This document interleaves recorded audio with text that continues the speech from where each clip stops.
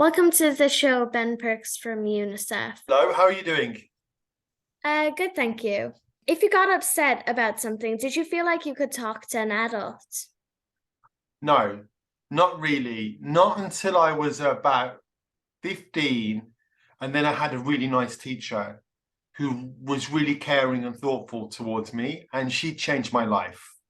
But before that, I didn't. And there were two reasons. The first one is for older people, when we were kids in the UK or Ireland or here in America, we didn't really talk about our emotions so much. We were not encouraged to, especially boys. But Oh, yeah, that's a stereotype the but world that's yeah, has. yeah, yeah. That's a stereotype that boys need to man up and they can't express their emotions. But of course, it's all wrong because everybody has emotions. Everybody feels sad Nobody can fully sometimes. hide that.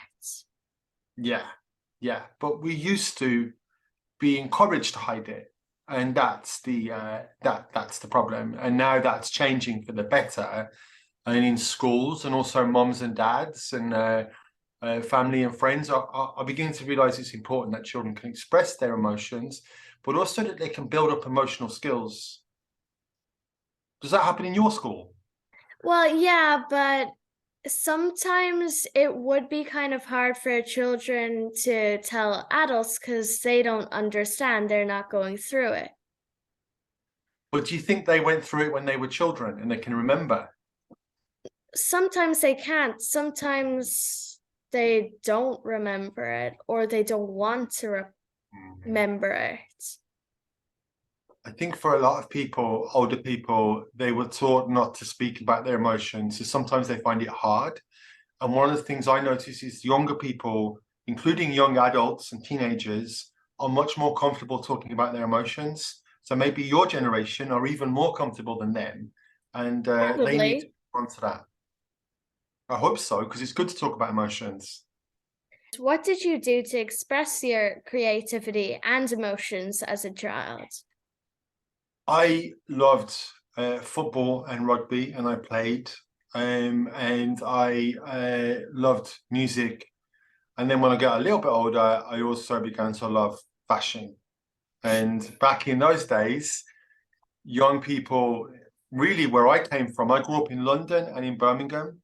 And they're both places where people were very concerned about fashion and music and who you were and what you wore. And so yeah, I did lots of experimenting with fashion as well. So sports, music, and fashion.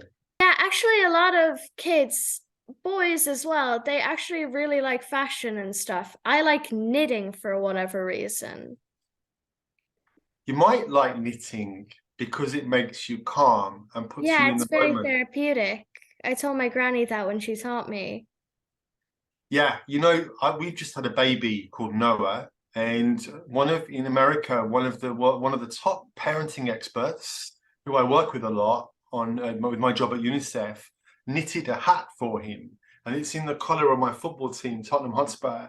I can send you a photograph of him with the hat, and Oh, I asked her, does she? I didn't think people who were very busy still knitted, and she said I wouldn't be able to work or do my job if I didn't knit. It gives me a sense of being in the moment, and I find it therapeutic. One of the things I find very calming now is Lego. oh, my brother loves it as well. He Yeah, says it calms him, but if anything breaks, he also gets very upset because he put a lot of time and effort into it.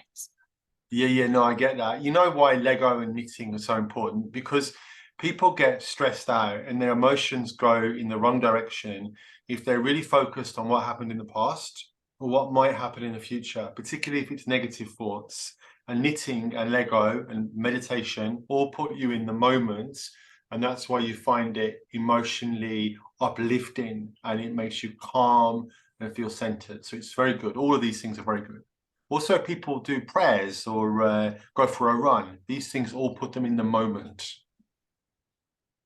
Yeah, my mom has like a book about being in the now. Yeah, I find that impossible. I keep thinking about the future or the past or what I could have done to make something not have happened. but not when you knit. No, not when I'm knit. I'm just I just focus on getting the stitches and not dropping any. See, that's why you do it, because it gets you back into the moment and being calm. So knitting, that's why knitting is good for your brain and your body. You know, your inner self, in a way, going to the gym is good for your physical health. For your mental health, for your Yeah, brain. yeah. Do you think it's important for all children to have opportunities to be creative?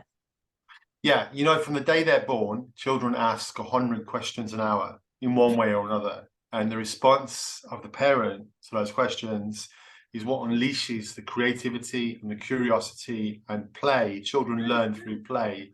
So, so being creative and play is not just something nice, it's a biological imperative for every child to grow. If children cannot be creative and play, they won't feel like they're safe and loved, and they won't be happy, and it'll affect their upbringing and childhood. So children really need to be creative, to play, to be connected, attached. All of that stuff is really important. It's a human right. Just explained that very well. It's important for the child's well-being to grow. Can I add one more point, right? The same way, like, so I go to the office in New York on the train, and I go into an office and I work all day, and then I come home, and like going to work is like my serious adult business. In the same way, play is the serious business of a child. It's our version of work. Yeah, and it's as important. It's equally as important. Thank you very much, Benjamin, but my mom's motioning that we're out of time, so bye. Bye, thank you very much. See you soon.